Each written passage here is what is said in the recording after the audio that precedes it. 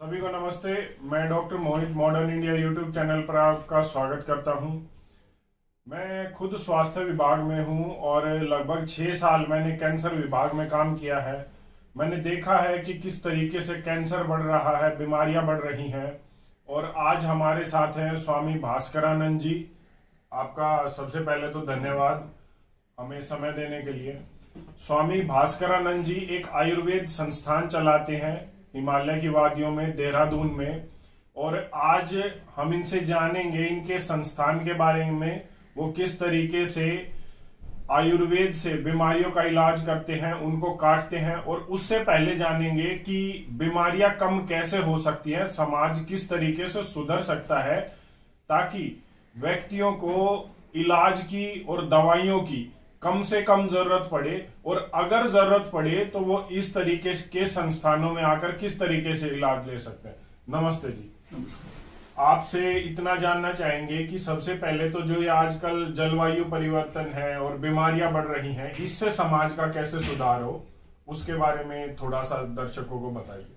आपका बहुत ही जनोपयोगी प्रश्न है और इस सबके कल्याण के लिए है। बहुत अच्छी बात आपने पूछी।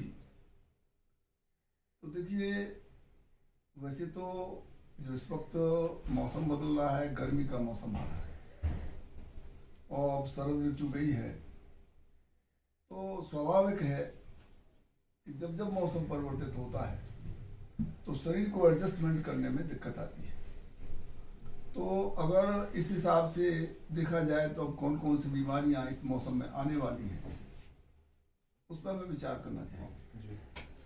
तो सबसे पहले तो यह है कि अगर आप इस वक्त दूषित पानी से बचाव नहीं करेंगे तो आपको डायरिया है और अमीबोसिस है। और चूंकि आपका खान पान मजबूरन ऐसा हो गया है, जो पेस्टिसाइड, केमिकल्स, यूरिया, डीएपी, इस तरह के केमिकल्स आपके भोजन में शामिल हैं, और आप दूध ले रहे हैं तो वो भी अगर आप बिल्कुल शुद्ध समझ रहे हैं कि शुद्ध दूध मिल रहा है, अपनी गाय भैंस का ही ले रहे हैं जी। तो अगर गायें आपकी ये होलिस्टिक है और आपकी जर्सी है, विदेशी नस्ल की हैं, ये सब टॉक्सिक है, इनका दूध भी टॉक्सिन से है। और अगर आप अपनी ही गाय भैंस भी देखते हैं तो वो भी तो केमिकल के भूसा खा रही हैं, चारा खा रही हैं, तो उनसे भी हमें कुछ ना कुछ ये केमिकल्स मिलते हैं। तो ऐसी स्थिति में हमें सबसे पहले अपने शरीर को केमिकल मुक्त करना चाहिए। अब कोई चीज जो अंदर आ चुकी है उसके बिना हम प्योरीफाइड भोजन नहीं ले सकते, तो कम से कम अपने शरीर को प्योरीफाई तो कर लें। जो चीज आ चुकी है उससे अपने आप को साफ करें। तो स्वामी जी डिटॉक्सिफिकेशन के ऊपर जोर दे रहे हैं। हाँ तो डिटॉक्सिफिकेशन के लिए 2-3 रास्ते बचते हैं। एक तो यह है कि आप स्वर्ण भस्म का सेवन करें, ये डिटॉक्स कर देती है। लेकिन स्वर्ण भस्म सबकी अप्रोच में नहीं है, बहुत कीमती है और बहुत कीमत होने की वजह से जन सामान्य से नहीं ले सकते। तो वो लोग जो नहीं ले सकते वो एक काम कर सकते हैं कि कुछ उनके पास गहने हैं, अथवा एक बिस्कुट लेके उसे प्लेन करा के पत्थर बनवा लें और उसको वो अपनी सब्जी बनाते वक्त या पानी में अथवा दूध में उसे गर्म करके आप लें, तो कुछ हद तक सोने की पूर्ति हो जाती है, उससे डिटॉक्सिफिकेशन हो सकता है। यह भी अगर कोई नहीं कर सकता तो देसी गाय की बछिया का मूत्र का सेवन करें, उससे भी डिटॉक्सिफिकेशन हो जाता है। इसके अलावा अगर यह भी संभव नहीं है तो समय समय पर वो विरेचक औषधियां लेकर के विरेचन कर लें। लेकिन सावधानी इस बात की है विरेचन में कि जब भी आप विरेचन 5 बार से अधिक करें तो 5 दिन तक कदापि आप कोई ठंडी चीज का सेवन न करें। और विरेचक वस्तुओं को लेने से ये ध्यान रखें कि उन विरेचक वस्तुओं में सनाय और जमाल घोटा न हो। अगर सनाय और जमाल घोटा होगा तो आपकी जो म्यूकस मेम्ब्रेन है वो इंटरप्ट हो जाएगी, गल जाएगी, घुल जाएगी एक बार ब्रेचक वस्तुएं दर्शकों को बता दीजिए, जैसे ब्रेचक वस्तुएं जैसे आपका इंद्रायण है, निशोथ है, और आपका ये कैस्टर ऑयल है, हरड़ है, त्रिफला है, और बहुत से झंडू नित्यम और ये कायम चूर्ण, ये बहुत खराब है जी, इनको नहीं लेना चाहिए। तो ये ब्रेचक वस्तुएं वो है जिससे कि आदमी के दस्त लग जाते हैं।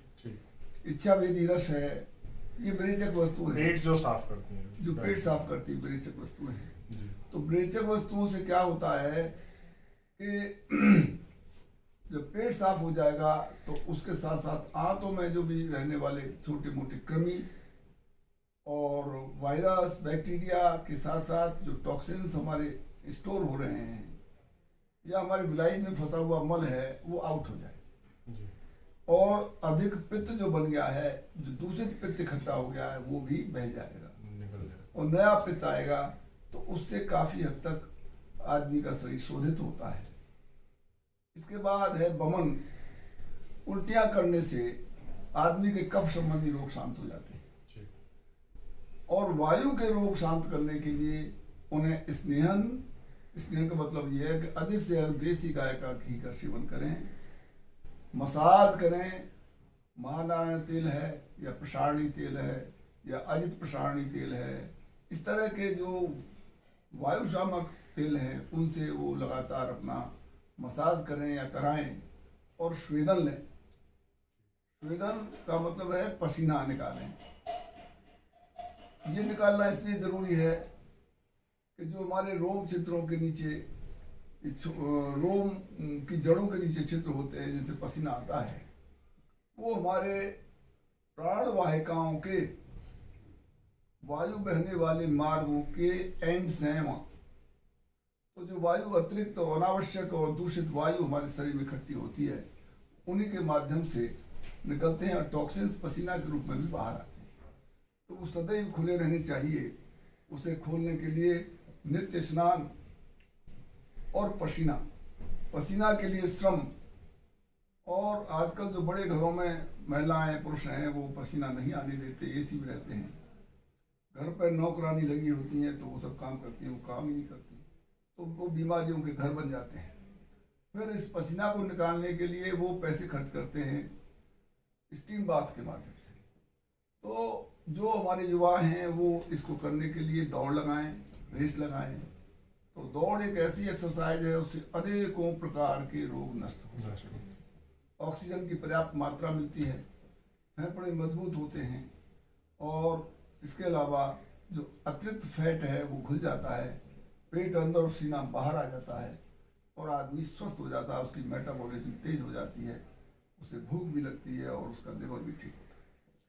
जी, ये तो हमने बात की कि किस तरीके से व्यक्ति स्वस्थ रह सकता है, और जैसे आपने बताया कि अब जो बीमारियां आने वाली हैं उनको मौसम के हिसाब से हम कैसे दूर रख सकते हैं, बीमार ही ना हो। हाँ।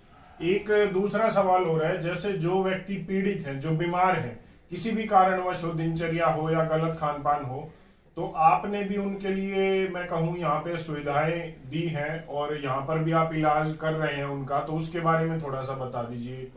मेरा ये मानना है जैसे कि मौसम गर्म हो रहा है तो ये पित्त की वृद्धि का कारण होता है जी, और पित्त की वृद्धि से दाह, जलन, खुजली, बीपी स्वाभाविक है, और पित्त बढ़ने से वायु बढ़ती है, वायु बढ़ने से शरीर में दर्द होता है। तो पित्त और वायु को शांत करने के लिए एक बहुत बड़ी औषधि है, बहुत अच्छी, और हर एक के किचन में मौजूद है। वो आप धनिया, पुदीना, सौंफ और आंवला का नित्य सेवन करें चटनी के रूप में, तो आपका बीपी और पित्त शांत रहेगा। और वायु का शमन करने के लिए, जैसा कि मैंने आपको बताया था, आपके किचन में ही देखिए अजवाइन है, हींग है, और आपका धनिया है, जीरा है, और ये ऑयल्स हैं, ये सब वात शामक चीजें हैं। आपका जो किचन है, हिंदुस्तान का जो किचन ऋषि मुनियों ने हमें शोध करके दिया है, वो आयुर्वेद का संपूर्ण हॉस्पिटल है जी। अगर गृहिणियां इस किचन को समझ लें तो उनके परिवार बीमार नहीं हो सकते, अस्वस्थ नहीं हो सकते। वो स्वतः ही जैसे ही कोई बीमारी आने की संभावना होती है उसका उपचार उनके किचन में मौजूद है। और अगर कदाचित रोग हो भी गया तो भी वो उसका उपचार कर सकती हैं, और न हो उसी प्रकार से भी उसको मेंटेन कर सकती हैं। तो ये साधारण चीज़ें हैं। अगर कोई बहुत बड़ा रोग खड़ा हो गया है तो जो इसके एक्सपर्ट्स हैं पंचकर्मा के लिए, जो पंचकर्म के स्टेशंस हैं, जहाँ जहाँ पंचकर्मा होता है वहाँ पंचकर्मा करके शरीर का शोधन अवश्य करा लें। और शरीर का जब शोधन हो जाएगा तो जो टॉक्सिन्स निकल जाएंगे। और फिर आहार विहार पर संयम रखें। युक्त आहार विहारस्य युक्त चेष्टस्य कर्मसु युक्त स्वप्न बोधस्य योगो भवति दुखा। तो युक्त चीजें, युक्त माने संयत। जैसे युक्त भोजन क्या है? युक्त भोजन है हितकर, मितकर, रितकर। जो निश्चय हितकारक हो, मितकर जो संयत हो, रितकर जो ओज और तेज को बढ़ाने वाला हो, ऐसा भोजन करना चाहिए। जिसमें बार बार भोजन, अति भोजन और वृद्ध भोजन, इसको से बचना चाहिए। आजकल जो चाय का सेवन है ये बड़ी गलत परंपरा पड़ी हुई है। वास्तविकता ये है कि चाय हिंदुस्तान में बहुत कम है और वो चाय के नाम पर केमिकल बेच रहे हैं। आप स्वयं देख सकते हैं गूगल से कि हिंदुस्तान में चाय का कितना उत्पादन है और कितना एक्सपोर्ट है। तो आप पाएंगे उत्पादन से कहीं ज्यादा एक्सपोर्ट है। तो चाय हिंदुस्तान में है कहाँ? डस्ट है और एसेंसेस हैं और केमिकल एंड बुरादों पर स्प्रे करके वो दे देते हैं। उससे बहुत बड़े नुकसान होते हैं और ये केमिकल ही एडिक्शन करता है और इससे अनेक रोग, वायु के रोग और लिवर खराब करने की ये औषधि है। और लिवर खराब होने का मतलब है शरीर की वो एक इम्पॉर्टेंट फैक्ट्री है। शरीर को सुदृढ़ रखने की, संयत रखने की, शरीर सुडौल करने की, उसमें ऊर्जा देने की, धातुओं के वर्धन करने की ये लिवर फैक्ट्री है। जब यही खराब हो जाएगी तो शरीर खराब होना ही है और रोगों की वृद्धि होनी है। तो इसलिए इन चाय वगैरह का सेवन न करें और इन कोल्ड ड्रिंक्स जो आ रहे हैं इनसे सदैव बचें। जो बाजार में मसाले, मिलावटी मसाले, इनसे अपने को बचाव करें। अगर किसी को कोल्ड ड्रिंक का शौक ही है तो देसी गाय की मट्ठा लें, दही लें। ये हमारी पारंपरिक औषधियां हैं, इनका सेवन करें, उससे बचाव हो सकता है। जी चलिए, स्वामी जी ने हमें बताया कि किस तरीके से बीमारियों से दूर रह सकते हैं और अपना बचाव कर सकते हैं। इस षड्यंत्र में न बढ़ करके, इसका एक हिस्सा न बन करके अपने देश के लिए और अपने लिए कुछ अच्छा हम कर सकते हैं। साथ ही मैं इसमें बता दूं कि एक उच्च व्यक्ति के यही लक्षण होते हैं। जैसे वो खुद को एडवर्टाइज नहीं कर रहे, लेकिन मैं फिर भी बता देता हूं, कोई भी व्यक्ति अगर गंभीर बीमारियों से ग्रस्त हो या उनके परिवार में कोई हो तो स्वामी भास्करानंद आयुर्वेद संस्थान में ये इलाज भी करते हैं। यहाँ पे और जो मरीज हैं उनके ठहरने की भी व्यवस्था है और ये दवाइयां भी देते हैं, मतलब उनका इलाज भी करते हैं।